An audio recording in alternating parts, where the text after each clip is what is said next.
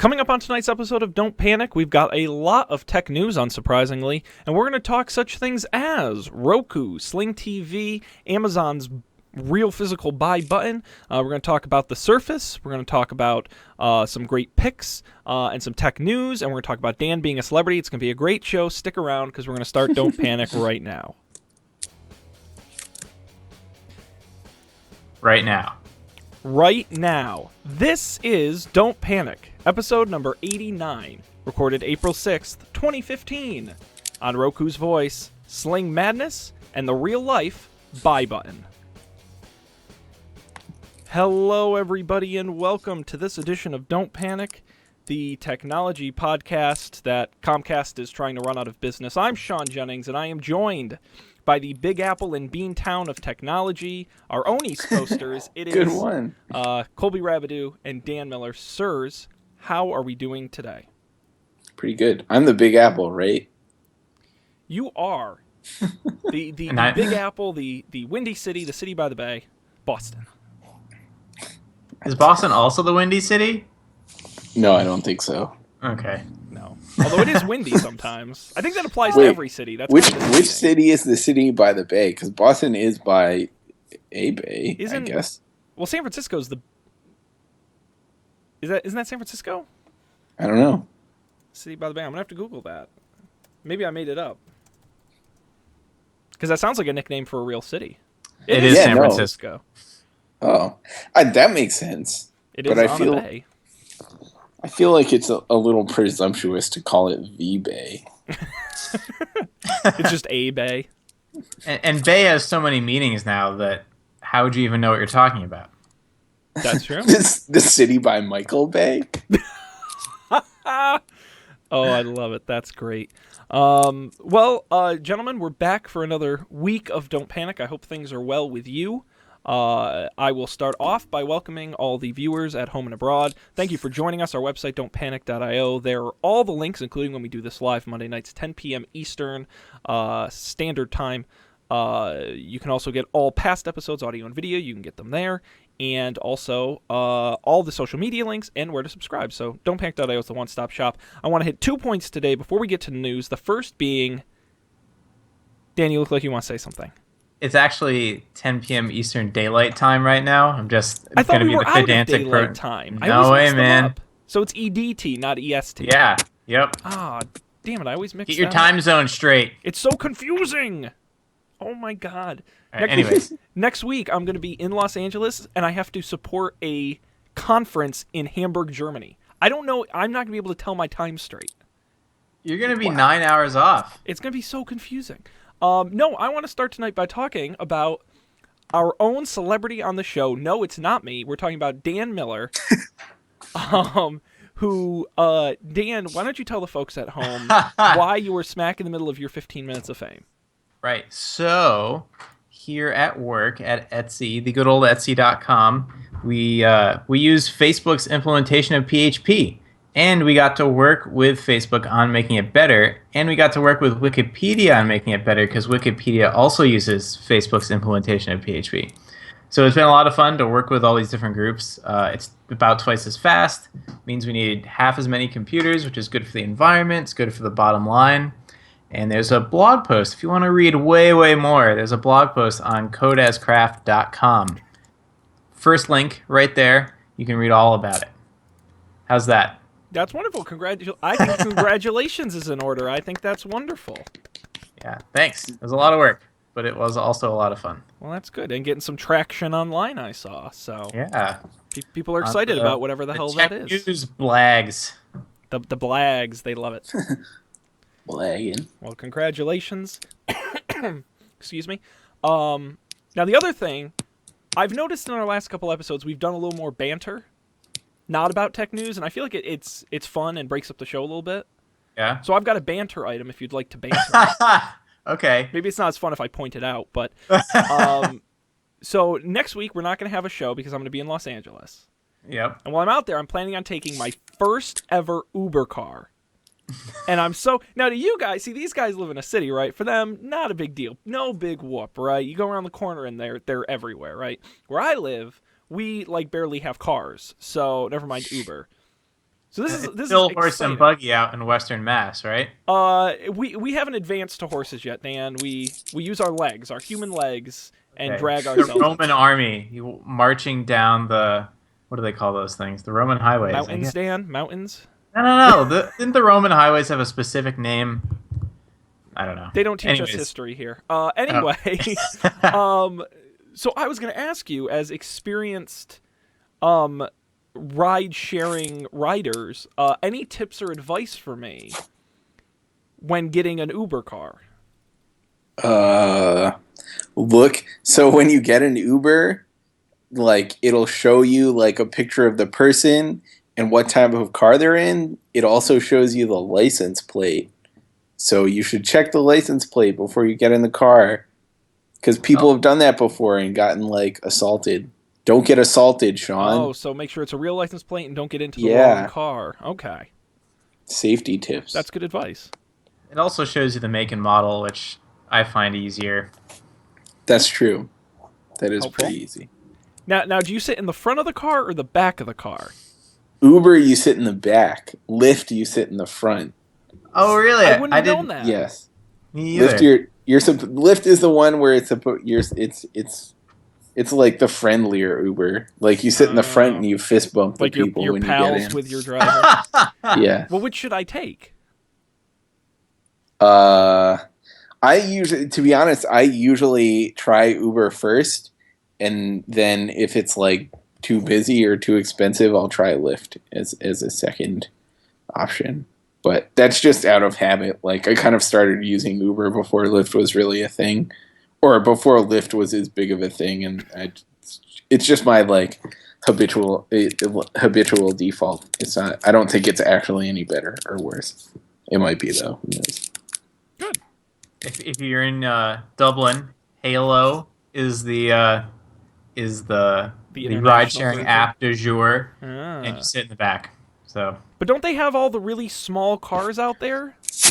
Or do they have regular sized cars? they do seem to be smaller on average. Why do you ask? Well, because I see, you tell I'm very stereotypical of Europe, but I assume they all have like the little smart cars, and I'm like, how do you share a smart car ride? Like, they're so small. They're not that small, Like, well, but I would say that the percentage of like 4 seats, but there's only 2 doors. The percentage of those cars seem higher in Europe than they do here. Interesting. yeah, Europe's weird. In a good way. I'm not hating on Europe. All right, well, thank you for the advice. I will report back on how it goes, unless I'm like murdered or something. And then Have you ever used one of those websites that delivers you food to your like takeout food to your house, like a Seamless or No, we don't have those here. the Grubhub? Have you ever used them though? No. Wow. No. So you should do that while you're there too, and you can report back on that. Do they deliver to experience. hotels? Yeah. Oh, that's great. That's a great idea, Dan. This is wonderful, and don't. It's on the company's dime, so this is good. I can try some new things. It'll be like that movie where Tarzan comes to like, I don't know if it's Tarzan, but Tarzan George of comes the to, Jungle, is that George of the Jungle? where he comes to New York City and Yeah. shenanigans ensue. It'll be like that, except it's you going to an actual city in the 21st century. Thank you for comparing me to a feral man who's never seen modern society. It's not, it's not completely inaccurate, but nonetheless, thank you. You're welcome. Good, great. Well, I'm glad we got to that. Great banter, everybody. But we should probably get to the news. All right. That's really why why our millions of fans tune in, is to hear us go through the news. And we're going to do that. Dan picked before the show the story he thought was the biggest this week. And it was not Amazon's April Fool joke. No, it was their actual announcement. The tiny plastic buttons that allow you to buy things. It's called Amazon Dash, or more specifically the Dash button. We've actually talked about the actual Dash on the show before, which is a more complicated device. It's a stick with a barcode reader in it, and you can talk into it, and that was in very limited beta. Oh, whoa, I totally forgot about that. Yeah, and I'm bummed, because actually I would rather have that than this, but they announced the much more simpler Dash button. So what you're going to get, and I'll put a picture up here on screen for those of you at home, is it's a little plastic button, and that button connects to the Wi-Fi in your home, and when you push the button on it, it's automatically programmed and connected to your Amazon Prime account. and you set it to say, I push the button and I get X product, and then in 2 days it shows up at your house. You don't have to do any extra work other than pushing the button, and then it shows up. Now, what's interesting is that they are launching it in partnership with, it looks like, I think it's with certain brands. I'm not sure who the overall partner is, but companies like Gillette, Glad, Tide, Maxwell House, a number of 18 different partners today. You can get a Dash button for free if you're a Prime member, though it's kind of a sign up and a limited beta kind of thing. And yeah, that's pretty much the short version. So you go into the Amazon app and you program the Tide button to say, I get this type of Tide, the size of Tide, and when I push the button, just send me one, and in 2 days it's there. How does it power itself? Does it have batteries you need to replace? That's a good question. It doesn't specifically say. I have to imagine it's probably got like one of those little watch batteries in it, and it just lasts for a really long time. I would imagine a lot of the like the smart thing sensors I have like I don't know, it's a battery that you can replace, but it's one of those weird shaped batteries. It's like not AA. And it I don't know, it lasts for like a year and a half, and then you just have to buy a new one and put it in. Really?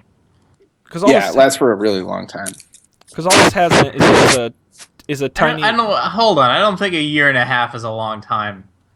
Like, I don't know how long it. Look, it lasts for long enough where I was like, didn't even consider it as a thing that was going to happen or not happen. So that has to be longer than a year and a half in my mind. Maybe it has to outlive like the average time you spend in an apartment. So I would say like it has to be between at least 2 to 4 years. Interesting. I'm really intrigued now. I'm gonna check how low if the battery status has changed at all, because then maybe we can get a sense for it. Or what are those Internet of things called that you have, Colby? It's called Smart Things. All right, Smart Things. I think Dan will just Google it. Yeah. While you're doing that, I will just quickly say the Dash button does prevent you if you kind of press it twice. It won't order things twice, so it's smart enough to know not to do that.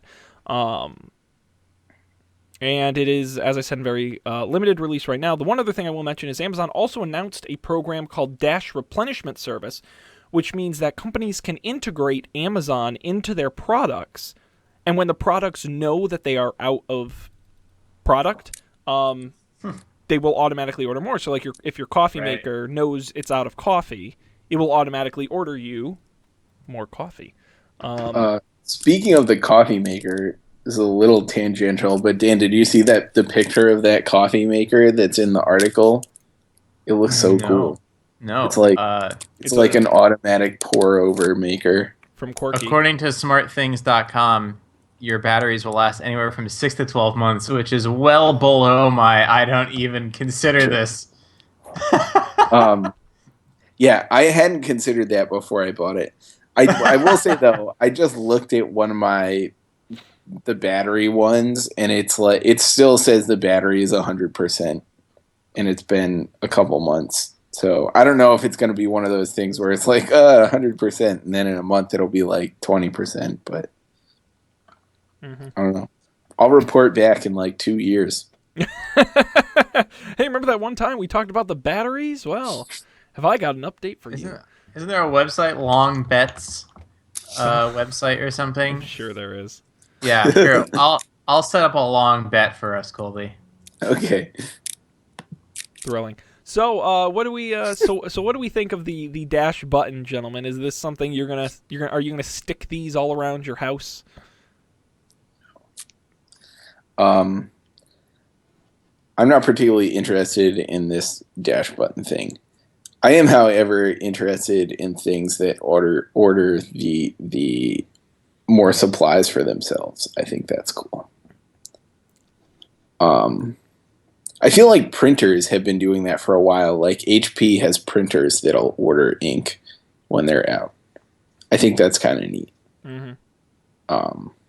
I wish my fridge would do that with like regular food, That would be cool.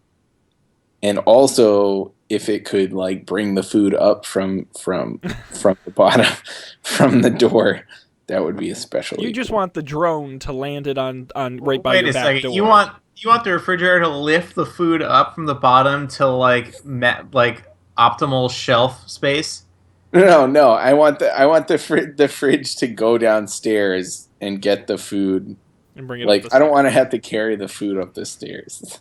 Oh, I see. That's Yeah, the terrible. Amazon drone just drops it right in the top of the That fridge and then Yeah, that it is. just ingests it. that's ideal. I would be willing to like build a drone port in one of our skylights. And I could just see Colby standing in front of the fridge as the fridge brings the food to mouth level. He just stands there, just waiting. Wow, this is shame on us. This is terrible. Dan, what do you think? Are you going to get some dash buttons?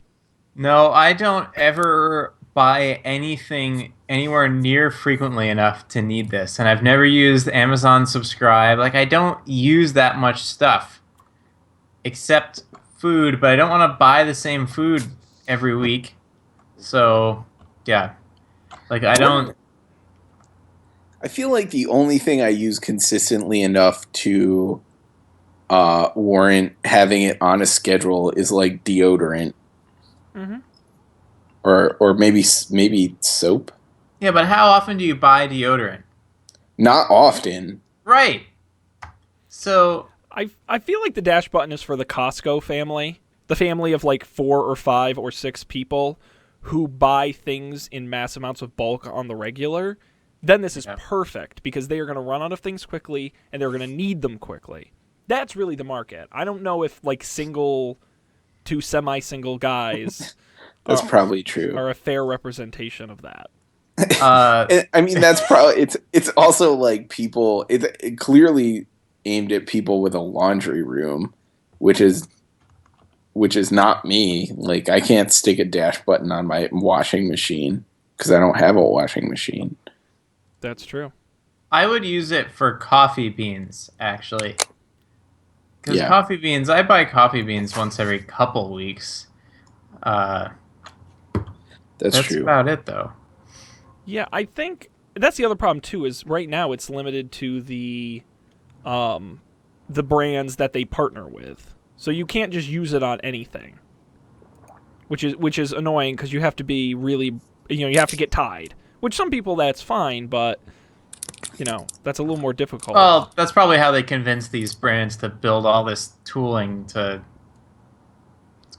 work with their system. I guess Amazon has all the tools they need. In fact, why does Amazon even need the cooperation of any brand? I don't. To be honest, I don't think I think Amazon just did it because they already have a blank button, which is essentially what was the original Dash, which was just this. See, I never heard about that. So it's a 6-inch. I'm reading. It's a 6-inch long plastic stick that has a laser scanner and a microphone, and so you would go around with the scanner and scan barcodes on the things in your home, like a pen. It looks like a pen, or Yeah, you can yeah, talk yeah. into it and say what you want, and then it will order it for you. But it only works with Amazon Fresh, which is the $300 a month or a year service that does groceries and shit.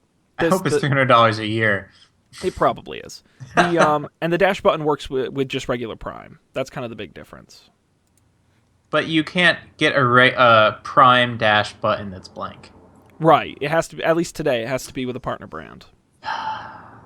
Because I'm just imagining, so if you could do that, some rich person who just has it rigged up to like a diamond necklace and he just presses it, just like the people who bought the $10,000 diamond iPhone app. I think that's great. I'm in favor of that. Just order me an Apple Watch edition. And when you run out, you can just push it again and you'll get another one. Right. Oh, too perfect. Well, that is that. The dash button coming to a store near you. You can sign up for the beta now on Amazon's website. Let's continue on, gentlemen. What would you like to talk about next? We've got a lot of TV news. We've got some news from Microsoft and Google. I think the second most exciting thing is the Android apps on your computer. You can run Android apps on your computer now. That's crazy. So let's talk about this. In the latest version of Chrome Beta, you can now run Android apps on Windows, OS 10, and Linux. This is through the app runtime for Chrome. So all you need is the APK of an existing Android app, and you can launch it on your device. Now, of course, it's in beta, and there's a few loopholes you have to go through to, make it work. I would not recommend it for your average person, but if you're so inclined, the instructions on how to do it are online. But I think in terms of the sort of broader concept of being able to run the mobile apps on your computer, like, that's really awesome. That's kind of like what Microsoft is trying to do with their One Apps Everywhere.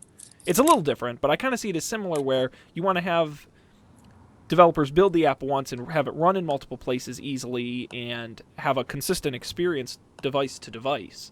And this is really cool, especially because and we've talked about this in the show before, most Android apps are free. So if Google were to make the Play Store adaptable to Chrome, which I think is a realistic thing to assume they'll do, then they've immediately added thousands and thousands and thousands of apps without asking developers to do a single thing differently. Like, that's so cool. What do you guys think? So I think this is particularly cool because there are certain apps which don't have like desktop clients that I would like to have access to on my desktop, like when I'm at work, so I don't have to take out my phone. The biggest one I think is Facebook Messenger. Like, I get a non-zero number of messages on Facebook Messenger, and the only way to use it is from like facebook.com/messages, which is not the greatest. And it's also like it's in my browser, which is annoying because I work in my browser, so I'm always like closing tabs and like canceling things out. Wait, you close tabs? I do close tabs. Wow. You'll have to tell me your secret someday. About closing tabs? Yeah, I can't seem to get that part down. I can open them just fine. I have noticed that I have significantly, like an order of magnitude, fewer tabs than many people that I've worked with in the past. But yeah, I don't know. I'll be more aware of it, and maybe I can teach you my secrets once I figure them out. So as a developer, I'm excited about this for the potential to run Android apps more easily. Like, so currently, if you develop an Android app, the Android simulator, so you can run your app on your computer without having to upload it to a phone. But almost no one does because it's awful. It's slow. It's kludgy. It doesn't really work. But if this one actually works and it's fast, from what I read, I haven't tried it yet, but from what I read, it seems to be fast. You could just do it all in your browser, and then imagine a new Android IDE that's all browser based, like the Facebook IDE, and then everything just works in your browser, and you could do Android development on a Chromebook or on a Linux desktop. And I think this is something that Google would really want to do because their developers in Google use Chromebooks and use Linux. Yeah. So I hope, and I bet and I hope that that's where this is going. I feel like this I don't know, it kind of bodes well for like the web just as a thing, it seems like to me. Or certainly for the Chromebook, like.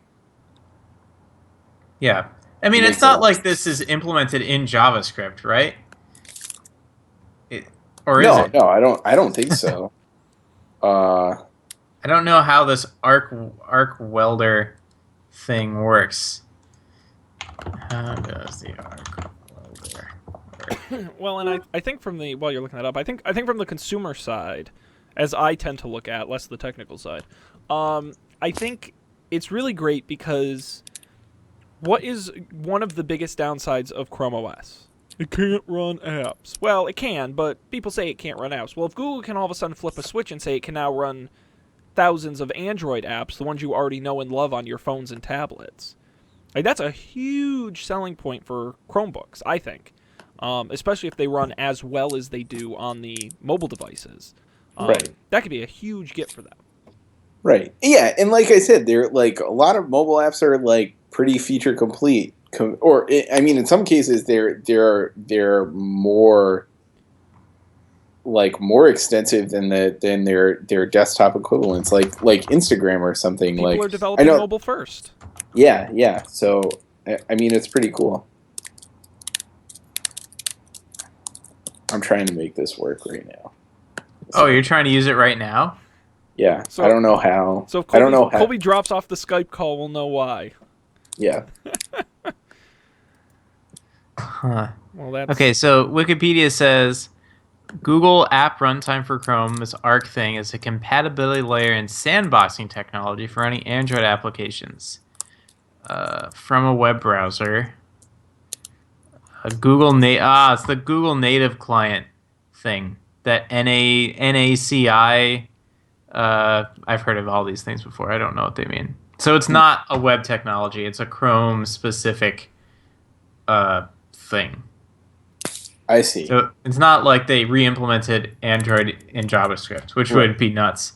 5 Right. years from now, that post will be on Hacker News. Like, no, I re-implemented Android 2.0 in JavaScript. Oh, dear God. What is the world coming to? That is right, Dan. I couldn't agree more. And what are we coming to? Another story. What are we going to talk about next here, gentlemen? Got to keep this bullet train running down the tracks. This Hyperloop heading down its tube. Well, since we're on the Chromebook thing, do you want to go through the new Chromebooks they teased? Absolutely. We can talk about that. New hardware from, not from Google, but certainly from their partners, involving Chrome OS. So a host of new devices. First up, the Asus Chromebook Flip. It is similar to all those Windows devices you see that flip, twist, break apart. It's a 10-inch display, so it's pretty small for a Chromebook. You can bend the hinge all the way around, kind of like the Lenovo Yoga, if you remember that, where you can flip it 180 and use it as a tablet. The screen is a touch screen, which is relatively rare for Chromebooks. I know the Pixel's another example, but there aren't many others. Let's see. They also They also announced. All right. I'm just trying to find out more information on this. It will be available for $250, which is very similar to other. Actually, that might be cheaper than some Android tablets at 10 inches. Yeah, That's crazy. It is. Now, Yep. the display isn't super great. It's 1280 by 800. So not like a high-end device, but for $250, hey, not too bad. It's going to be available in the next 6 to 8 weeks. They also announced the Chrome Bit. It's a tiny dongle computer. It just has an HDMI port. You just plug it in to your display, and it powers it that way. There is a USB port on the other end of it. That's how you power it. But it has Bluetooth for mice and keyboards as well, and it runs Chrome OS. It's available for $99. It'll be available sometime later this summer. We also saw some new Chromebooks from Chinese manufacturers, Hisense and Haier. Both are pretty standard 11-inch devices at around $149. And there you go. So what happened? You said it's convertible, right? The Flip, yeah. So it's like, if you remember Right. the Yoga, it's just like that. You flip it 180 both ways. All the way around. Okay. And then it's just a Chromebook that you can only use a touchscreen with at that point. Okay. Yes, when it's flipped all the way around. Yep. Perfect for those Android apps. True, actually. That's a really good point. Yeah, And so when that becomes more stable, that feature makes way more sense. Well, and it's interesting that they didn't. I don't know technically, but I would assume they could have made it dual boot. You know, when you flip it all the way around, it boots into Android. Right. For the touch side. That's what I was assuming it would do. Yeah. But those have never worked really well. No. So, but it doesn't. It's just full on Chrome OS the whole way through. So I think that'll be interesting to see. What's interesting is the Flip is coming out in 6 to 8 weeks, which lines up with Google I/O, which is interesting. So, Julio. So we'll have to see where that goes. Maybe if Google announces something with Android apps on Chrome OS, this could be part of it. That's kind of a big assumption, but you never know. You never do. So never been a better time to be looking at Chrome OS, Chromebook hardware. We'll continue on, gentlemen. What's next here that we're going to talk about? If you don't pick a story, I will. I think it's your turn now. Is it my turn? All right, it's my turn. Let's talk about. There's all this TV news. We got to get to at we least gotta some get of it. it. Let's talk about Sling TV. We got 2 stories from Sling TV. We'll get through the first very quickly. Sling TV, we talked about on the show. $20 a month. You get some 20-plus television channels streamed directly to you. Well, it crashed in the middle of March Madness. Ouch. The semifinals, the most watched sporting event it broke a ratings record. I forget what the exact technical term around the record was, but it crashed for a lot of users. So looking here, the service cut in and out throughout the games. Sling reportedly had over 100,000 signups in the first month. Sling said, "We're sorry for some basketball fans who saw errors tonight due to extreme signups and streaming. Engineers rebalanced load across network partners." They claim it's going to hopefully get better. But this is the first real problem we've seen with the service since it launched. Now, the real question is, how does that relate to the other Sling news we had this week, which is, I know you guys are a big fan of the Habo. HBO is coming to Sling TV. Now, this is fascinating. We talked about this, Apple being the exclusive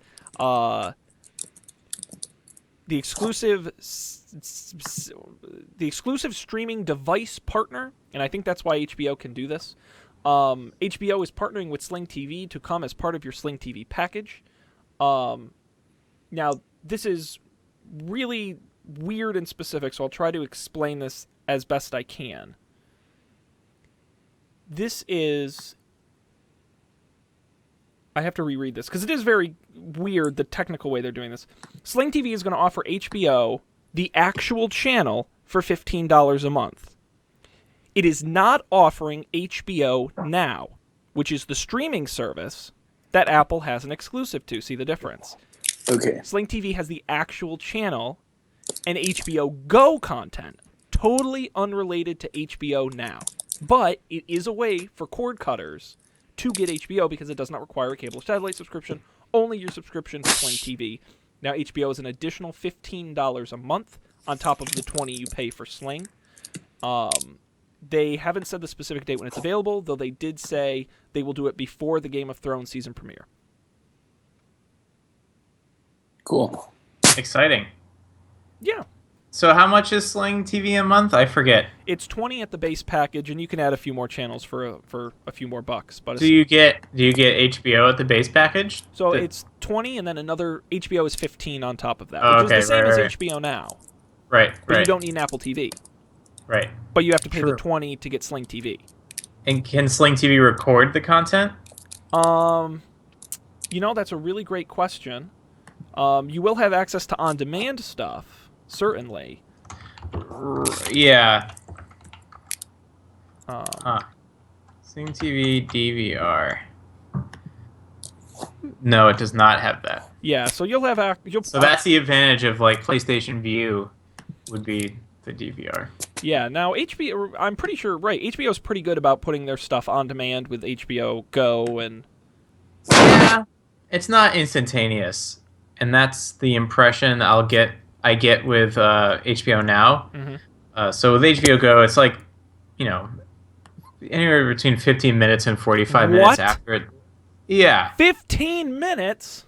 Or longer. That's Yeah. crazy. Yeah, college is very frustrating watching Game of Thrones for that reason. It was. It takes so long for someone to torrent it. I mean, for someone to Bam! Nailed him. So good. Yeah, so that's exciting. I actually just spent last week. I caught up on. I rewatched Veep before the premiere next week, which is a great show. If you have HBO and don't watch it, go watch it. It's really fucking funny. Oh, it's funny. It's a comedy. It's a half-hour comedy with Julie Louis-Dreyfus. I recommend it. Anyway, so get excited for that. If you're a Sling TV customer, you have the option to get HBO. Woo! Has anyone here tried Sling TV yet? No. Okay. No. Yeah, I did PlayStation View. Does Sling TV have a free trial? Yeah, I think so. Oh, I really? did it a little bit, but it wasn't available on my TV on anything that I had. You have to so have a it device was that it works with. Right. I could use it on my. I did download the free trial, but it was I could only use it on my computer. I'll try it out on my Roku and see how it works. Okay. And report back. As always. Speaking of Roku, let's talk Roku quick. Roku had their announcement today, as a matter of fact, about the refreshed Roku 2 and Roku 3. We'll start with the Roku 3. That's their high-end model at $99.99. And that device now gets what seems like all all the streaming devices have, which is voice recognition. So there's a microphone on the remote. You push the button. You can say the name of a movie, a television show, an actor, or director. Results come up instantly. They claim it's accurate, unsurprisingly. Of course, they're going to say that. And what's great is because Roku has universal search, which I absolutely love. It will tell you not just information about the movie, but all the sites it's on, whether it's Netflix or Hulu or Vudu or Boo Boo Boo or any of the other sites. You can do that as well. You can do it from anywhere at any time. Even if you're in the middle of watching a movie, you can do it, and then it will jump you back and forth in and out of that. The other big software update called Roku Feed. The idea is it gives you a heads up whenever movies in theaters right now eventually make their way to on-demand services.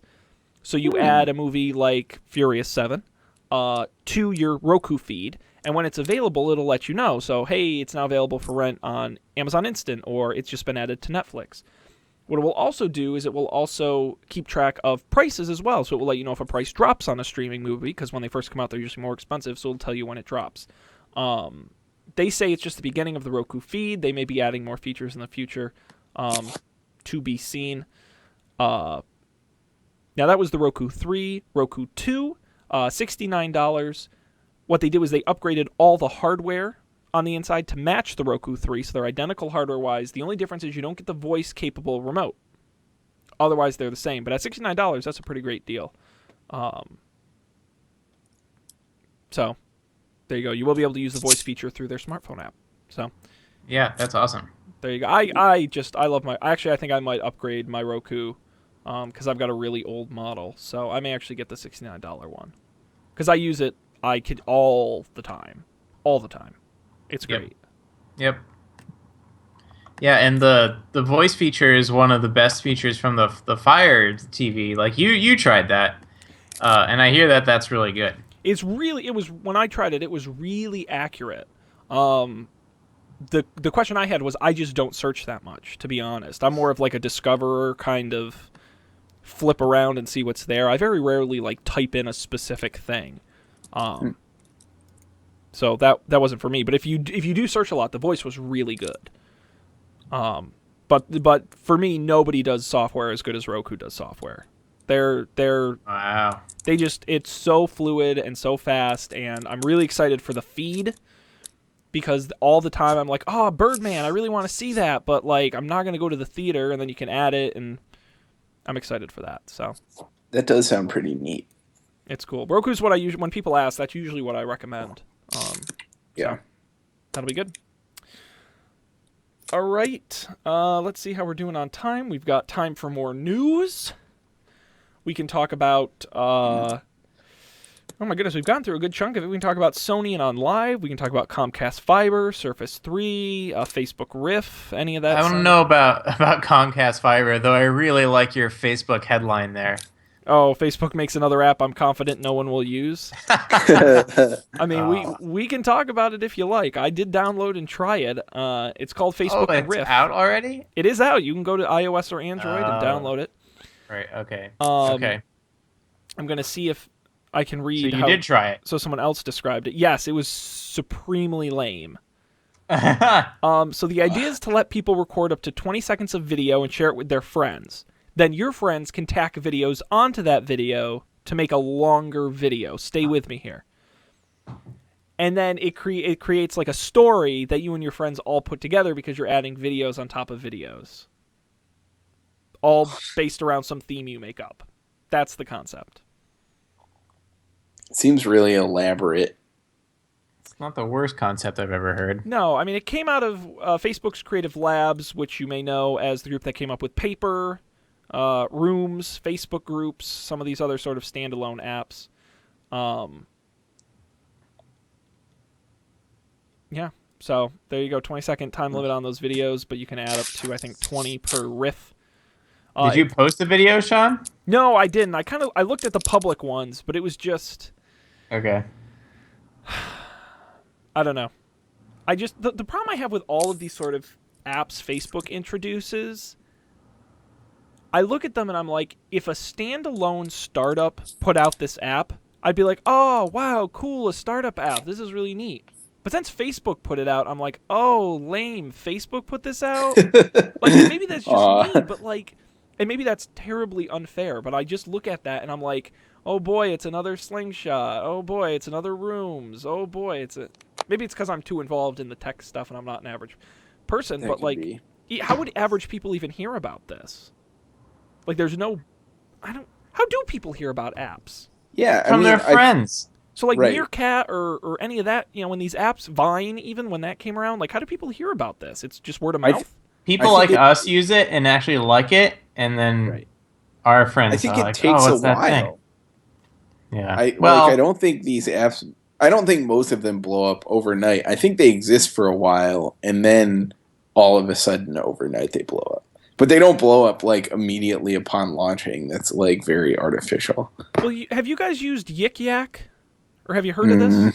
I no. don't know. This is, apparently it's like blowing up. It's very popular, but actually it was my younger brother who's a senior in college who's like, oh yeah, because it's like an anonymous kind of posting app, but it's like geo-located. So like if you're on a college campus, you can post stuff and everyone else there can see it, but it's anonymous.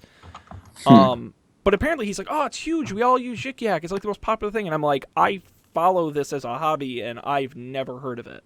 So maybe it's just finding the right group to use it. Yeah, And building your audience. it's also possible. Like I feel like we're no longer in the group who starts using these apps. Like we've recently passed out of that group, and too we're no old. longer relevant. Yeah, Damn it. Well, yeah. What is it? It's 18. Well, it's 18 to 25. So technically, we're still in it.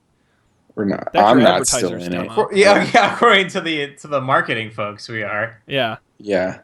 Yeah. What do But they the know? people who make up those demographics in any of those target demographics in the 18 to 25, Dan, they're all dead now. From all the 2 p.m. cocktails. Yeah. So I don't know. Maybe it'll turn into something, but I feel like when I don't know. I don't really just even see the appeal of what? of Riff.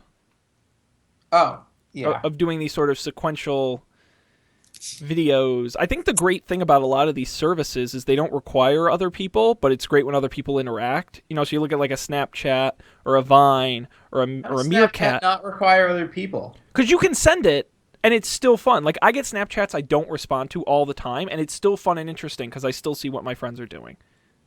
Right, but if they had no one to send it to, then it wouldn't be fun for them to send it, obviously. Well, that's true, but it doesn't require active participation from me, but Riff absolutely does. Because if you just post one video, then it's Vine or Instagram, and you've added no value. It requires your friends to interact back. Yeah. Every time. That was kind of the way I felt about Slingshot. Like it was. They mandated it. That's right. It was like, I don't know. I'm not the most active person on social media. I mean, I don't think I've ever been, but like certainly more and more, that's less the case. And it was like it was really hard. It was like I sort of want to see some of these pictures, but not that much. Like I always felt put on the spot to do something, and that was no fun. Yeah. So I don't know. I could be proved wrong. I was predicting Meerkat was going to be a big success, and it seems to really be petering off. So, well, what the hell do I know? But Riff from Facebook, you can download it now on iOS and Android, and make social videos with your friends or something like that. Quickly, we're going to just talk one more story. I just wanted to mention Microsoft Surface 3.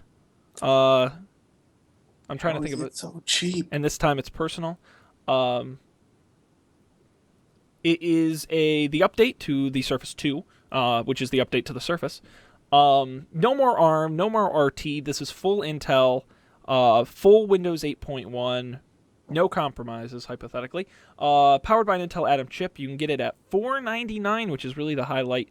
Let me bring you some specs here. It's a roughly 10-inch display. What's interesting is it's actually a 3x2 dimension, which is a little more square than kind of your 16 by 9, or I forget what dimension on the iPads are. They're not quite 3.2 or 16:9, right? They're somewhere in between. I never Maybe, remember. I'll look it up. It is Isn't it 1610? 16. Yeah, maybe. How about that? Sure. 10.8 display on the Surface 3. Oh, 4 to 3. 4.3. Okay, there you go. That makes sense. As I said, Intel Atom processor. It does have all the same accessories, your type cover, your pens, your docks, all those sorts of things. Quickly, with it you get a full-size USB port, a microSD card reader, and a mini display port because it is a Windows machine, so you get all the ports. There's also an LTE option if you're that kind of person who needs that. It's got RAM and hard drives and all those sorts of things. It runs 8.1 and has a touch screen, and it has the same kickstand. Now, mind you, this is not the Pro. That's important to remember. They didn't say anything about a Surface 3 Pro. They're still the Surface 2. Or no, maybe they don't do the numbers for Pro. I don't remember. Just remember... Didn't they just announce a new Pro or something? I never... Semi-recently? You're right. It was not that long ago. And the question was, when were they going to update the Surface 2/RT? And that's what this is. So this is... The Surface Pro is i5 and i7. The more powerful processors. This is Atom, which is sort of the more low-powered, kind of like cheap laptop-y type chip. Not that that's bad. But there you go.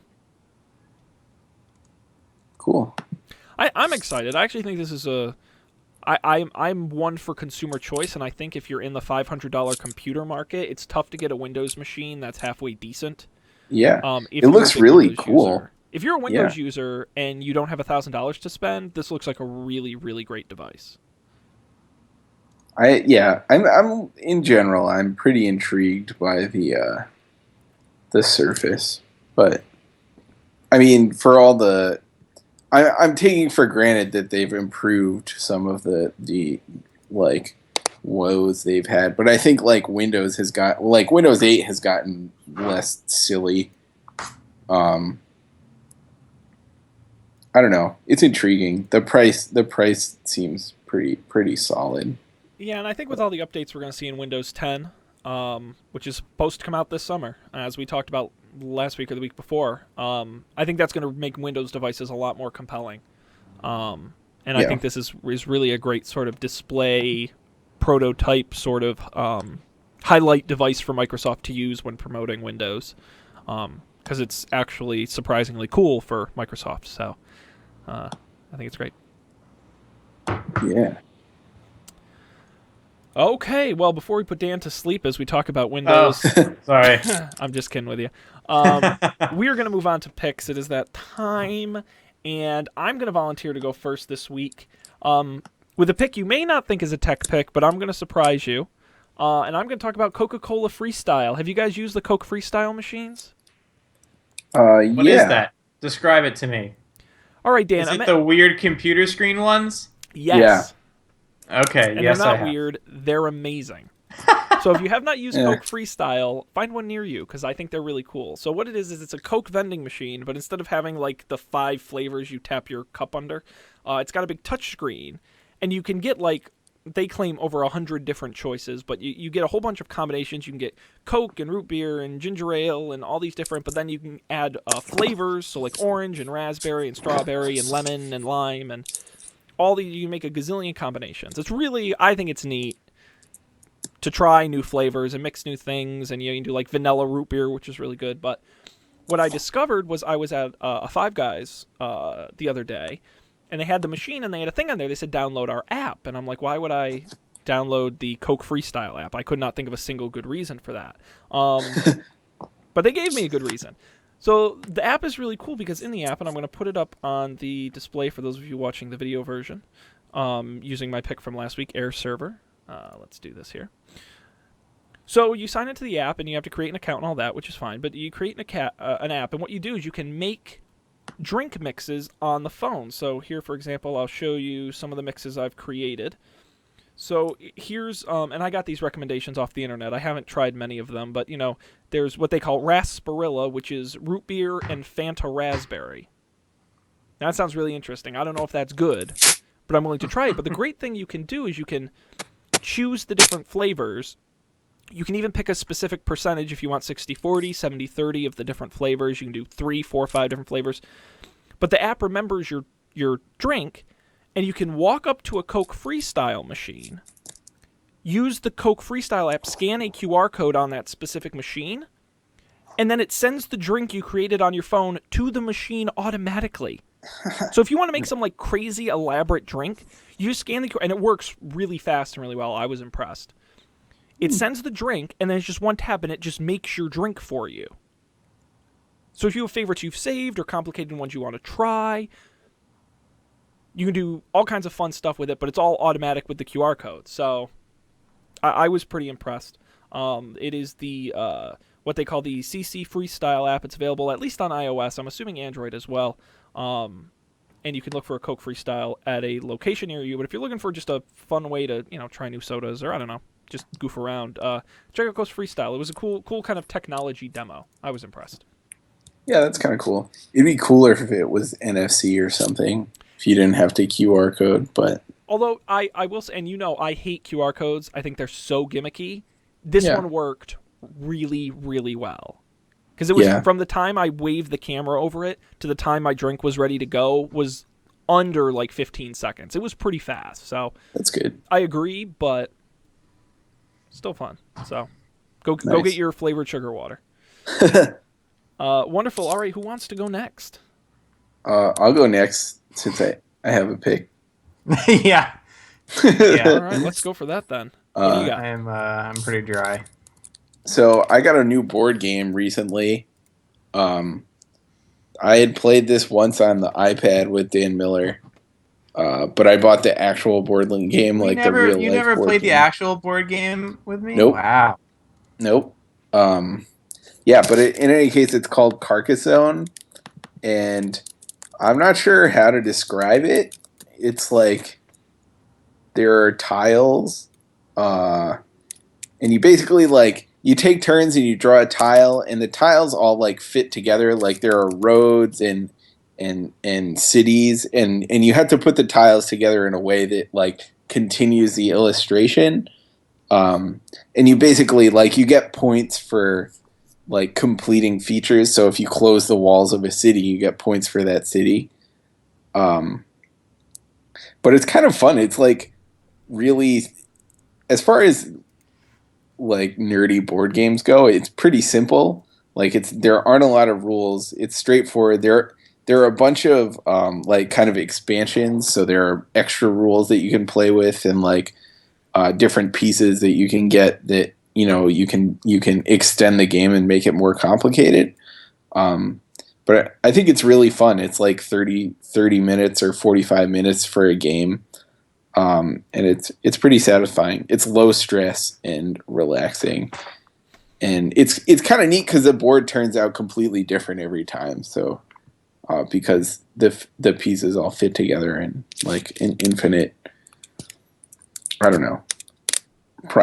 Not infinite, but there are a lot of combinations of pieces. So it's cool. It was the one I linked to was $44 on Amazon. I don't think I paid $44 for it.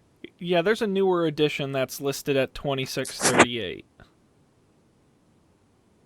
Nice. If that sounds more accurate. Yeah. I think that's the one I have. Yeah, that sounds more correct. But yeah, it's fun.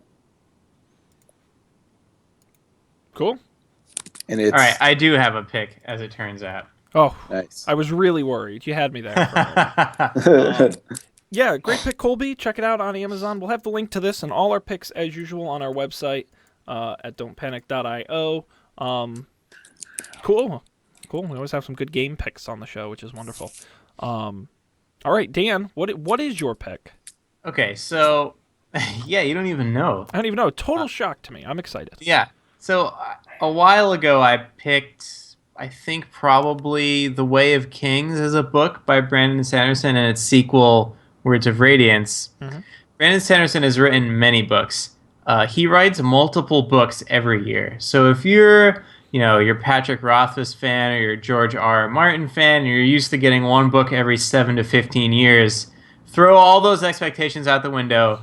I like get distracted and I come back to Brandon Sanderson. He's written like 4 books. I'm not even joking. So I haven't read any Brandon Sanderson since the summer. So the past couple weeks I went through and caught up on all the books, plural, he's written since then, uh, of which there's a few. So Steelheart came out last year, and the sequel to it came out this year called Firefight.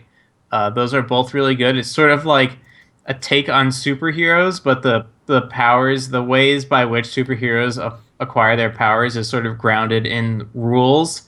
So once you figure out those rules, then you can like discover what their weaknesses and stuff like that. So Steelheart, Firefight, but I'm gonna give you so many here. If you read Mistborn, which was his first trilogy, he has a new spin-off, which is sort of Wild West magic style lawman kind of Firefly-ish kind of really fun thing. These two guys, they're lawmen, they're also magicians.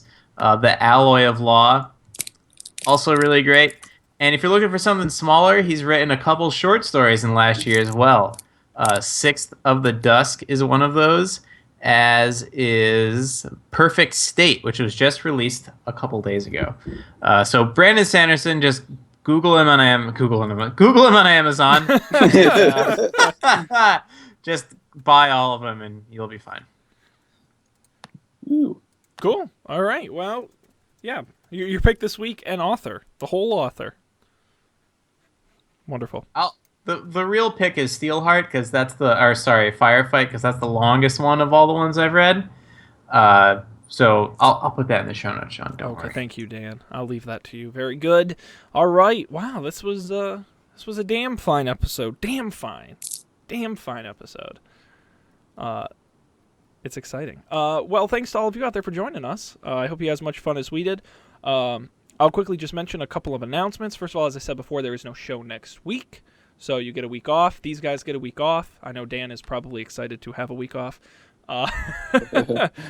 which is good. So we won't have any tech news next week, but we'll be back the following week. I also want to remind everybody you should check out our show on the sister show on the network, The Goldilocks Zone. This past week was part 2 of our look at breakfast, and it was really these guys. Colby and Dan can really relate to my total inadequacy in doing my producer job. Matt and I taped half an hour of an amazing episode, but I never hit the record button. And it was the saddest moment of my life when I realized it. And it was really, really good. You had to tell Matt. I just interrupted in the middle of a sentence. I'm like, Matt, I'm so sorry. I'm so sorry. He's like, what? I'm like, I didn't hit the record button. So we had to go back and do it again. It's funny. So go listen to that. And then I'll tease this coming week, Matt and I are going to take on famous conspiracy theories. So we don't have our list of which ones we're going to do yet, but we're going to do an episode of kind of the ones you could actually maybe prove, and then we're going to do an episode of like lizard people, like the really crazy ones. Hold on, I didn't know that the Goldilocks Zone was a real thing. I just tried to Google it to find out where to get the podcast. Yeah, it's a scientific name. It's circumstellar habitable zone. That's what it is. So on the show, we rate things either underrated, overrated, or appropriately rated as sort of our general theme. And it has to do with planets being too hot, too cold, or just right for human life. So that's where Matt came up with that name. Wow. Nice. So it works on 2 levels. We're not just fans of old, I'm assuming, Bavarian fairy tale stories. I don't know where the Goldilocks myth comes from. But anyway, so check that out, GoldilocksShow.com, at GoldilocksShow on Twitter. Listen to the show. It's a lot of fun. And just as a teaser, I promised anyone a free prize if you send a video of yourself eating breakfast cereal with an unusual liquid in it. If that doesn't give you an indication of the type of show we make, I don't think anything. Can I send a video of someone else eating breakfast cereal with an unusual liquid in it? Yes, I will send you a prize. I guarantee it. That was now I get to play it on the show. We get to do it publicly, Okay. but as They don't long as have they're to fine know. with it, because that was our question of the week. What liquid other than milk would you put in your cereal? Does chocolate milk count? Or No, does because chocolate... that's milk. Okay. So I said apple cider was my pick. Because with some Apple Jacks or something. Matt said iced coffee, which I also think is a good choice. Yes, that was going to be who. Yeah, I'll try to get a video of someone putting iced coffee in there. Go for it. We'll put it on the air. We'll send you a prize. right. Very good. This show, don'tpanic.io, is a website. Go there to get this show as well, as if we're not giving you enough to listen to. All the episodes, audio, video, links to social media at Don't Panic Show on Twitter, and of course on Facebook. And we're also on iTunes and Stitcher and your favorite podcasting apps as well.